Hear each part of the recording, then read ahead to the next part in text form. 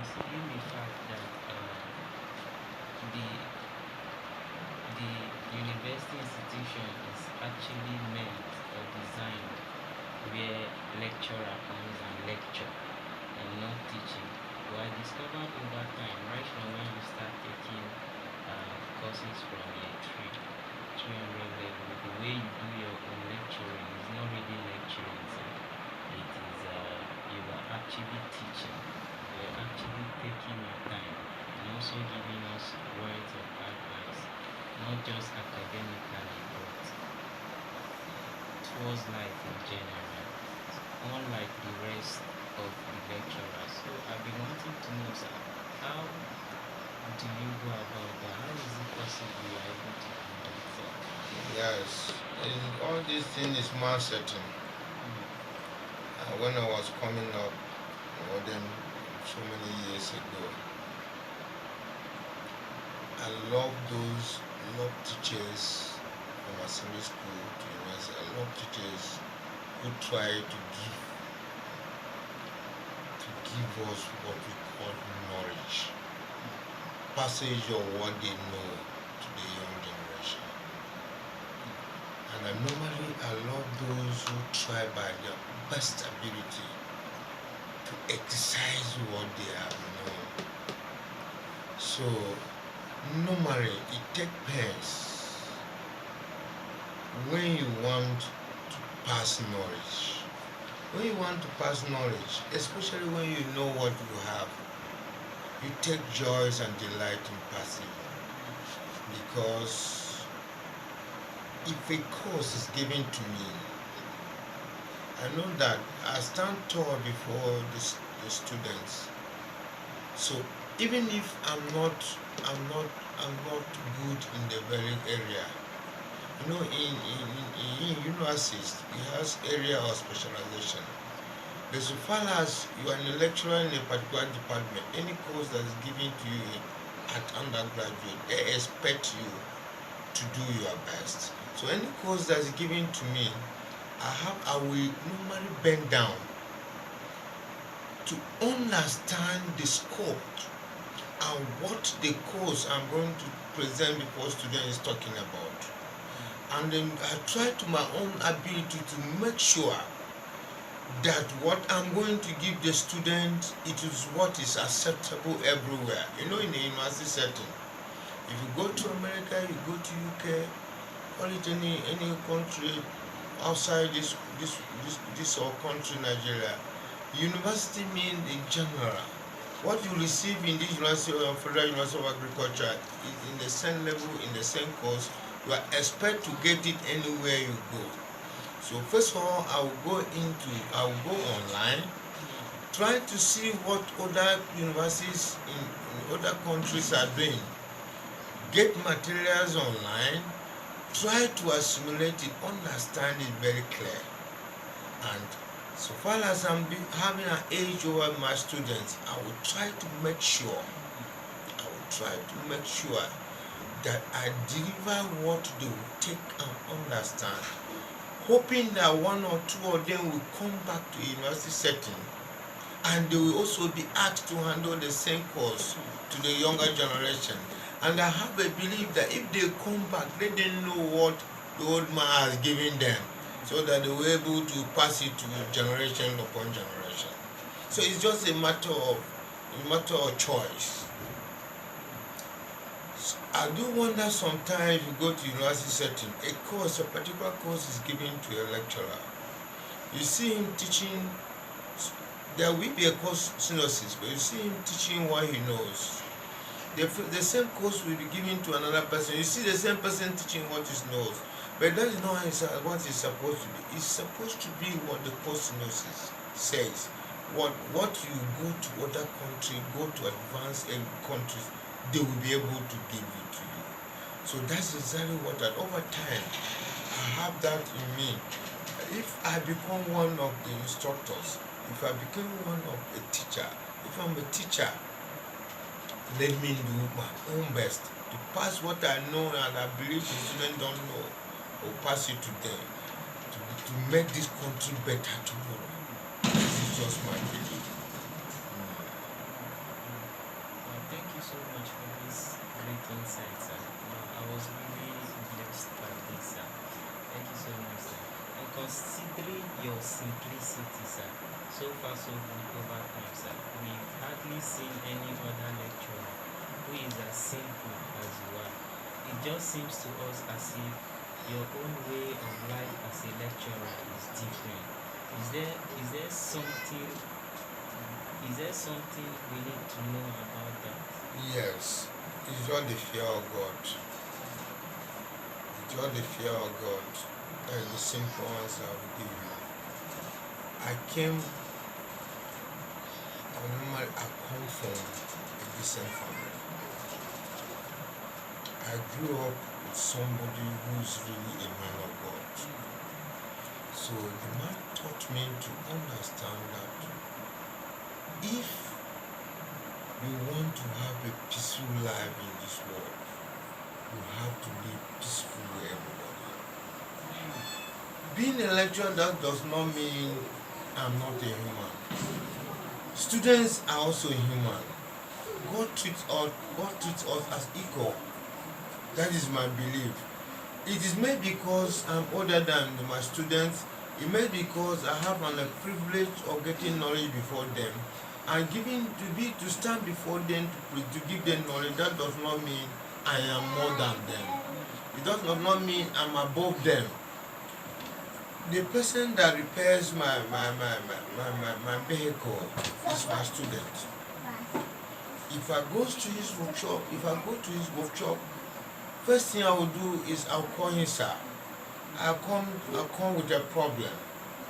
And anything he asks me, and maybe sometimes he's suspecting that the plugs are bad. I say, sir, yes. So what are we going to do about it? Because I know at that end he has an age over me. So he's my teacher at that point. So that is my belief. My belief is, it is not that I'm a teacher, so I'm a God. I have a privilege, or I have been blessed with small knowledge that my students don't have. So standing before them to pass the knowledge to them does not mean they are nothing to me. They are human beings. So far as I'm concerned, if you have the fear of God, in you, you take everybody as human. The mighty God that you worship Him, that's how He places us. In the eyes of God, even the least person is great. So who I am. So that is just my belief. It is not that I'm practicing it. It is within. If it's within you, you see it manifesting. You don't have to struggle before it come out. That is one thing. That is just my belief. The same thing apply in my family.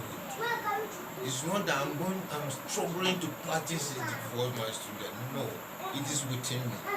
So I have a belief.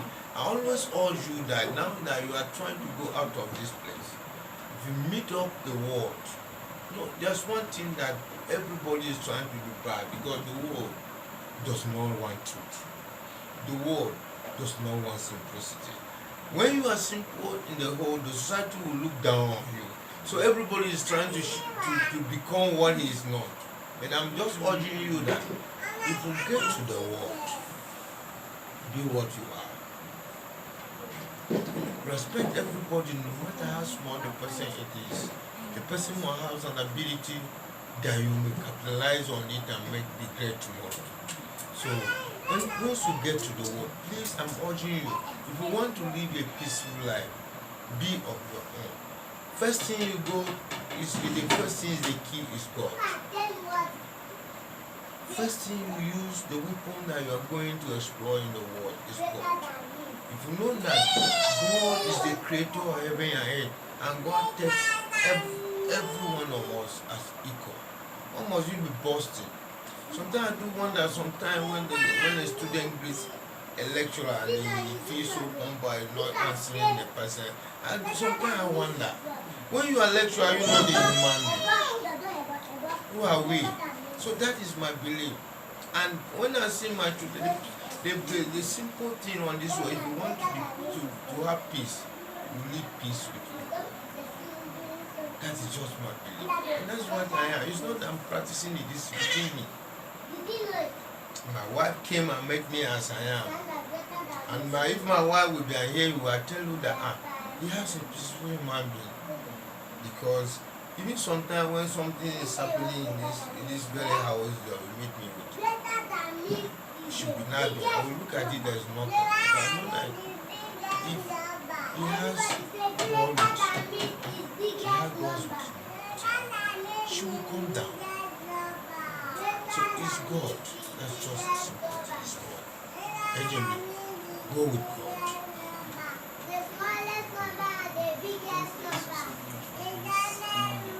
Thank you so much. This is really beyond knowledge, sir. This is a word of wisdom, sincerely speaking. Thank you, John. I really appreciate it. You're welcome. During the time of my project work, which I was actually privileged to be under, where you actually do the more of the supervising. Some students do come to us, and most of the project mates, our project mates, they do say sometimes that whenever they go meet their project supervisor, he doesn't even answer them, he doesn't even tell them what to do, how to go about it. Some of them came and were telling us that to some extent they take their correction to their supervisor and he just marks some things wrong and then he gives them without explaining. They say at some point they had to come to you, even though you are not their supervisor, and you do the explaining for them, despite considering your tight schedule, sir. I notice it takes a whole lot of patience to do that, sir. What really is fueling your patience? Yes, it's a good question. I love the way you ask your question. Everything is the grace of God. If you are with God, God will give you the power. I have a privilege of supervising many students over time. And I will tell you that many a times when students under me do their right job in my house, you may witness that maybe 1 or 2 days you will come here and you meet a lot of them. That's how I go with them. Since I know that I'm a supervisor, to be a supervisor for something, that means the person you are supervising supposed to be doing what is doing under your care and under your instruction, under your practice. So a situation whereby you are supervising a student and is not know how to go about it, and then you get angry with him or her. I don't know how he will go ahead, or she or her, she will go ahead, and you, the supervisor, will continue with the supervision. Maybe that if he or she can't go out further, that means that's where your supervision will terminate. The person you are supervising does not know, so you supposed to. If you give 2-3 instructions and he cannot go further, you tell him what he's going to do. That's what I normally do. Sometimes I will use my pen and write. If I say go and do this, you come back with it the next time, I will say no, go and do this. The third time that I discover that you are not doing the right thing, I will use my hand to write it. Tell you that this is what I want you to do, and then I will see how. This is a simple experience. 2013 precisely, I was giving a student who I was to supervise. The boy came and met me and said, "You are my supervisor assigned to me." I said, "Yes. You have a good project that we can work on, topic that we can work on." He said, "I will give you one." He said, "Okay, sir." I gave the boy the project. boy left. The following day he came and said, sir, you gave me this topic here, I don't know how to go about it. I said, okay. Since you don't know how to go about it, can you bring a topic that you know how to go about it? If you can't provide a topic in 3 days, I will tell you how you go about this. The boy brought a topic the second day. I say yes, I look at it. The topic has some area of moderation, which I moderated. After moderation, I asked him, please go and bring your chapter 1. Let me see how you bring. I told him how chapter 1 should be. That chapter 1 of the project takes background. Chapter 1 of project take what they call introduction. Optional, just bringing us into the knowledge of what you are. Then you go ahead to tell us your aims, and objectives. Objectives, those are the items you are going to cover up when writing on your project. I also told him that you must write a statement of problem. There must be a problem that is trying to solve, that you see the problem within the society and you want to solve. So you must take the statement of problem. What he discovered that's a problem for a particular people, and what is intending to do to alleviate or solve the problem. And he must not forget that he's going to put the importance or significance of what he's going to do. At the end of it, the significance or important. And then I told this guy whatever he wants. This guy went. Like one way he came back with chapter 1. Nothing, as I mentioned, was found in the write-up. I say, Raphael was the boss. I said, Raphael, this is not what I asked you. Go, keep this one. Go and write another thing. The guy went and brought another thing. To cut story short, chapter 1, this guy wrote 15 times.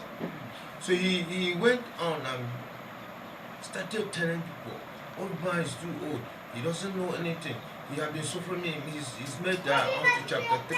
He's still trying to see how he write chapter 1. I said, Raphael, come back. Somebody heard about it and he came and told me. I said, Raphael, come.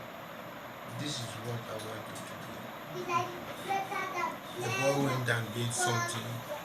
The 16th time, I tried to put corrections. He went and rectified it again, wrote it again. In fact, the boy wrote chapter 1 alone 18 times. After 18 times, the boy now gets to know what is meant by chapter 1 of the write-off.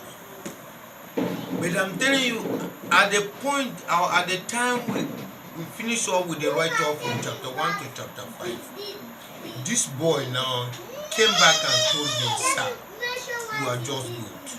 I can write project now. I know I will teach my younger ones how to write project. I was thinking you were just trying to punish me. I'm telling you, after graduation, this guy was sent for service in camp. Every week, this guy will call me no less than 3 times. To just say, I just call you to tell you thank you. So what I'm trying to say is, those people that you are assigned to supervise may not know. So it's patient. It takes patience, but I'm telling you, it's the grace of God. It takes patience for you to follow them, gradual. Some who want to learn will learn. Some who don't want to learn, whatever you do, they will not learn, especially children nowadays. But those who really want to get the knowledge, you will come back to appreciate you. You came back and appreciated me when you were thinking I was trying to be harsh on you. You came back. When you get to understand that what I was trying to teach you, trying to impact on you, is exactly the good one. So that is just the grace of God. Because I normally say, since I'm in the very department, any student that's given to any lecturers, undergraduate students, I can be able to supervise. So if you go to your supervisor and he says you come and meet me, I will help you do the guideline. So I will help you give the guideline how you go about it. And many students came to me and they took the opportunity and utilized it. It worked for them. So it's just the grace of God. Thank you so much, sir, for that word of wisdom. I really appreciate it. You are welcome. I really appreciate it. Because considering the way you actually taught me how to write a project from beginning to the end, sincerely speaking, sir, not necessarily a project. I can even write a book, right? Yes, yes. In fact, I've started working on it. That is very nice of you. Very nice. Definitely, at some point, I know I'll definitely give reference. God will give you the grace. God will Thank give you you so the much. grace. God will give you the grace. So that takes us to the next question, sir. What do you think, sir, as a lecturer, what do you think is the cause? Because over time, consistently, there have been massive failures in so many departments, and even in my department. What do you think, sir, is the main cause for student massive failure in institutions? Thank you for that question. One of the main cause is the student themselves. The second cause is the country Nigeria. Why I say student themselves, the students of nowadays are not ready to learn. They have all it takes for them to learn. They have internet around them left and right. They have everything at their doorstep. Their problem is, even this, in just past 20 years ago, when some of us were coming into education during our undergraduate level, we don't know what is handset. And then I'm telling you that this big handset you guys have now, if you can use it judiciously, knowledge is as good as nothing.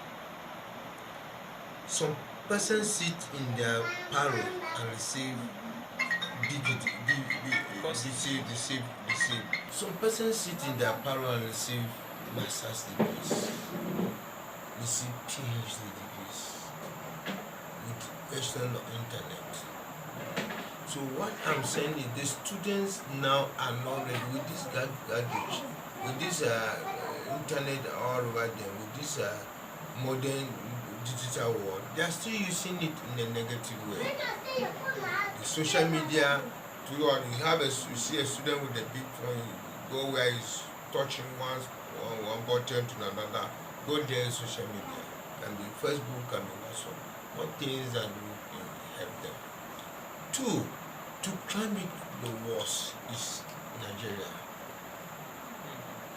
Go to a university like the one we have now. NUC say when in sciences is the ratio of 1 is to 30. One lecturer to 30 students. Courses like physics, biology, chemistry, and so on. If it's courses like medicine, it's a ratio of 1 to 10. 1 student to 10 students. If it's engineering, if it's law, 1 student to 15. It's ratio of 1 is to 15. But if I tell you something that your eyes can see, in each class that can contain only 20 students, I will have a ratio. It's a ratio of 1. My class alone is a ratio of 1 to 400 and something. This very time as I was speaking, a course I have marked about 600 and something plus. A course. Foreign student and carryover student, 400 and something schools. So tell me, how are you going to impact the knowledge? In a class that contains 5 students, it's taking about 400 and something. You go to university as you are speaking, you see students coming to lecture hanging out by the wall. Even during practicals, at least during our time, even this is a simple pen room we are setting. Each student or 2 students are most at a table.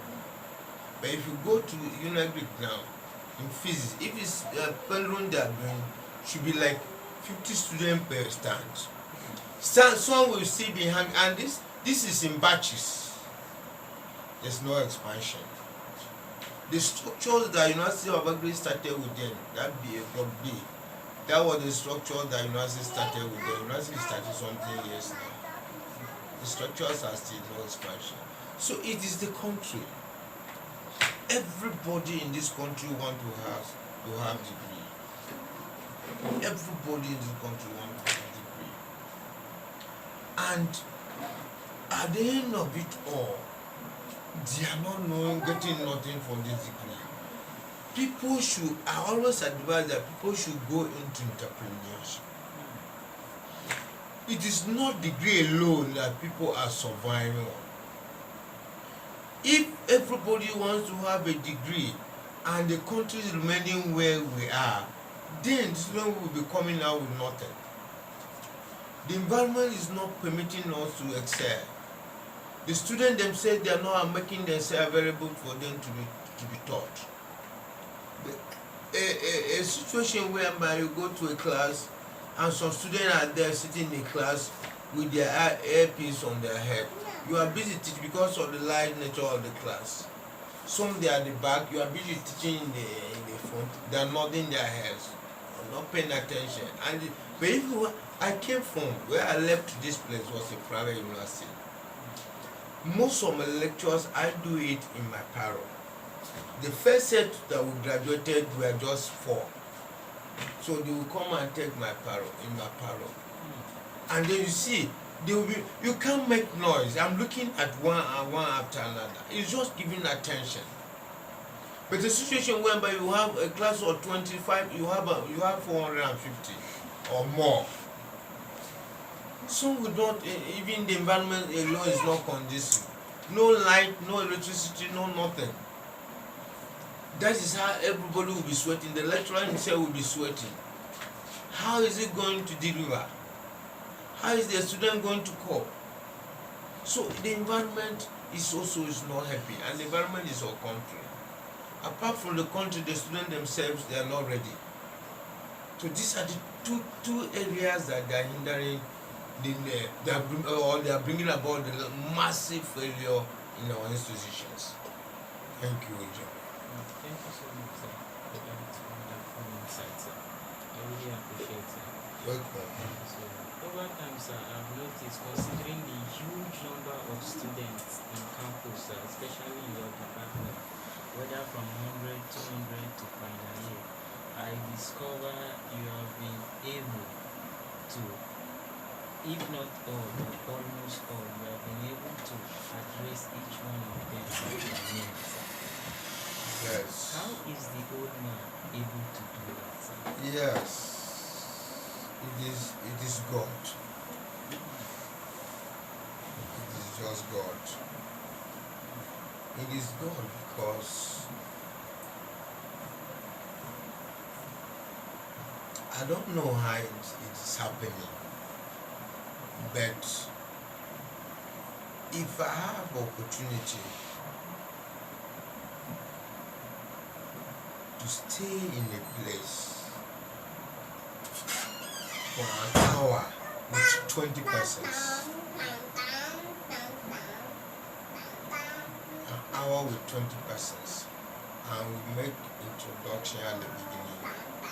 Anytime I will start speaking, if I want to emphasize on somebody, I'll call your name. So I don't know, it's God making. Normally, when I was in a private university, that there was small number of students. The private university was just coming up. So there were some classes that were a little bit large. And when you are taking mechanics, which involve people in all the sciences, biology, chemistry, even computer. So sometimes I will have a class of 40 students. But what I normally do is when I come to the class for the first time, I'll make sure everybody introduce your house to me. After I will do it first. As you are calling your names, that's how I will be recording. If I see you the second time, if I make a mistake, it will be too narrow. But the second time, I will get it perfect. So I don't know, it's just me. I don't know, it's just making. It's me too sometimes. Like I'm there with Dr. Alex, associate professor now. Sometimes a student will come, I will tell him this is the type of person. If I send the same person to him, he will not even know. And I'm more than him. But I know it's just by the grace of God. It's just nature. Thank you. Thank you so much. Yes. Over time, considering the way you have been able to relate with your students, the way you have been able to show them love, the way you have been able to even go to the extent of caring for them, sir. Honestly speaking, if I'm to define what you have been doing, sir, I think I would call it true success, sir. Yes. Apart from God, sir, what would you say to us is another secret to that success, sir? Well, it's a tough question. Because to me, God is supreme. So whatever you have an ability to do, the ability is given to you by God. So to me, I think it's God. Because if you say without God, I will find it difficult to answer. Because it's by His grace. What you are doing in life and you are excelling, some person have done more than you and they have failed. So if it's not because of God, we are not nothing. So to me, it's just God. So if you say apart from God, I don't have an answer. It's God to me. Because being there, some person have done more than what I've done. And they have not gone anywhere. Nobody have come to ask them one or two questions as HMB has come to ask me.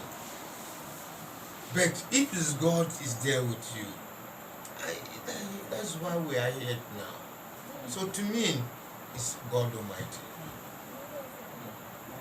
Thank you so much, sir. Thank you, Jeremy. I really appreciate it. So, sir, considering the number of failure leading to even extra years, Yes. what would be your advice to those students who are currently facing a challenge with the next failure? I came today when I was in school, a student came to me. My uncle's son,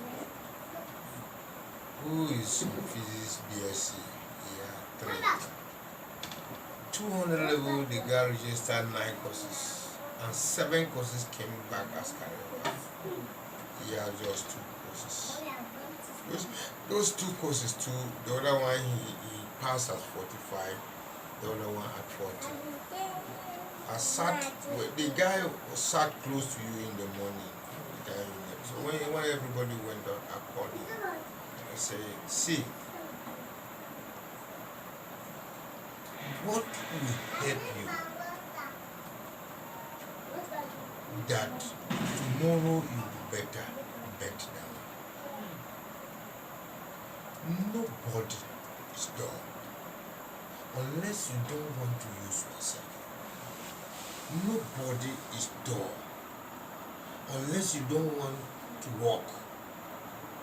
Nobody is dull unless you don't want to use the intelligence God has given to you. When God created us, God gave us intelligence.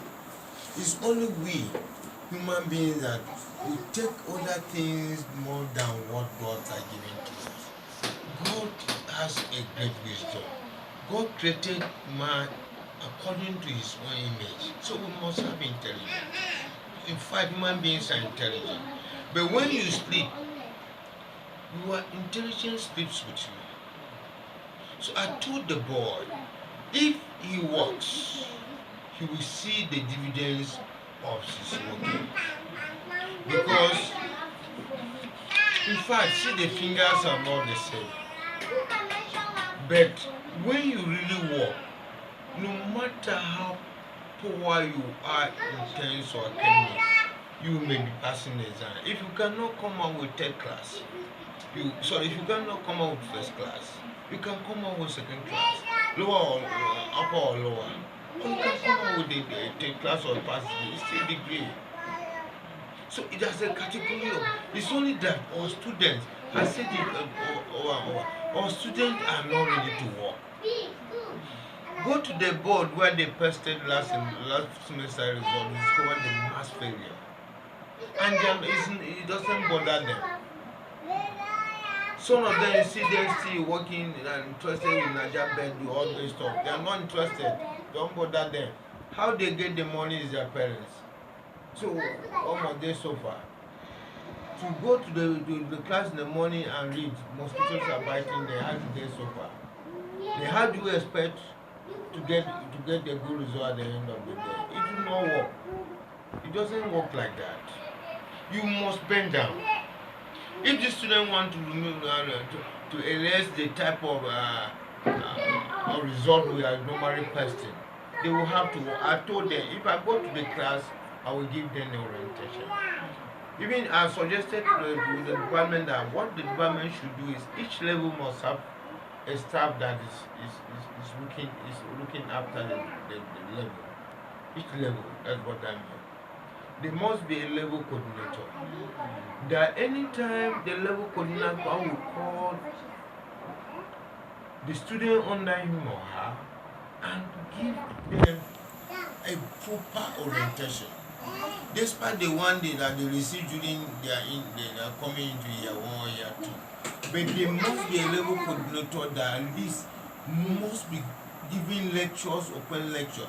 You know, students now, they don't even know how to calculate their CGPA, even the ordinary GPA.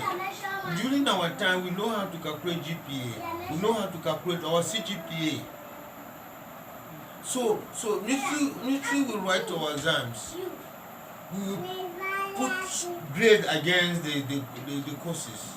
This one thinks is B, this one thinks you do your calculations and see how your CGPA. After that, okay, if this one is not A, maybe it's B.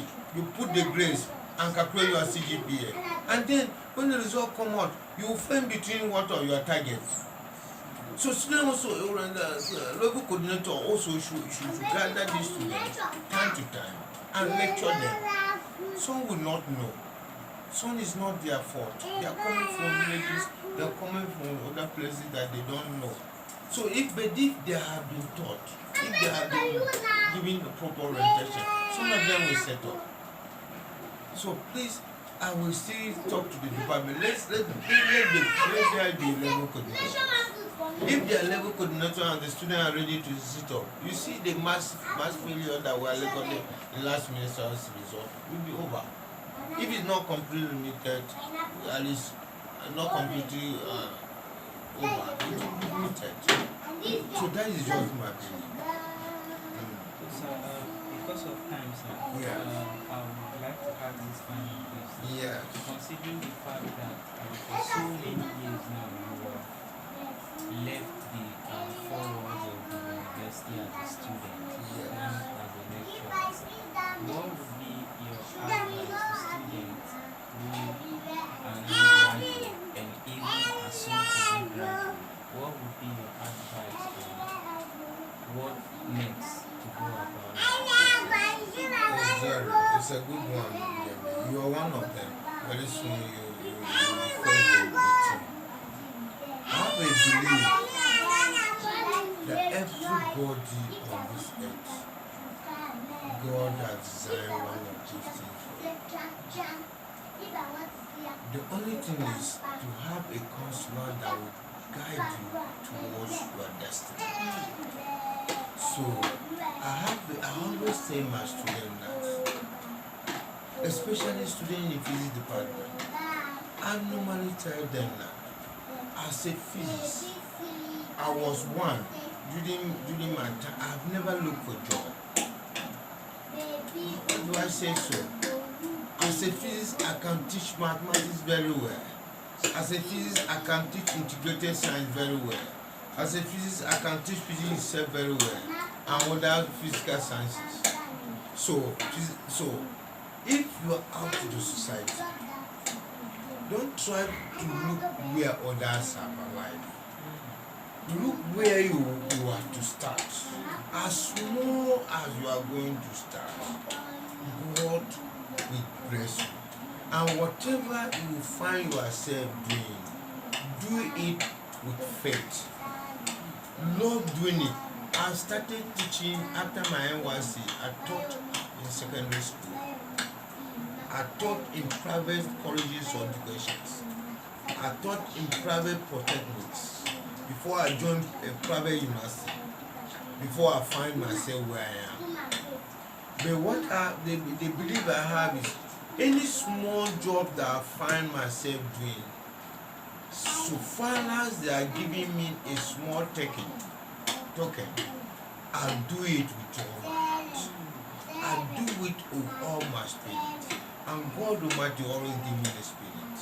That is my belief. So as you go to the world, you are going to face especially the country Nigeria, that the number of unemployment is so much that we cannot even quantify. Some of you that you are blessed, that you have vocations, I always tell you that start there. Let that not be too small for you. Start there. When you start with faith, God Himself will elevate you from where you are. Because God will say, this small one are giving to him, look at how he's doing diligently. So please let me give him, because when those people that they are giving awards for work doing, for good job, award for work, good work means more work. So if you are doing good work, that means in a small environment you are, God will reward you to do more work. As you are doing more work, you will see the dividend on your hand. That is just my belief. When you go to the world, very soon you get to the world. Nothing should be too small or too big for you. Once you see anything doing that is putting small food on your table, do it with all your heart. As you are doing it with your own ability, God Almighty is watching. One day, God will say, my son, it's too much for you here. Go here. Some person will be wondering, is it not the person that was busy repairing shoe here? Is it not this person? But God knows. Some person will be doing the job you have been doing for 10 years. They will fit there. But God will say, no, this is not your destiny. Come, my son, this is where you go. It will come and it will come to pass. That is my belief. It will come to pass. Thank you, Jamie. I really appreciate it. You're welcome.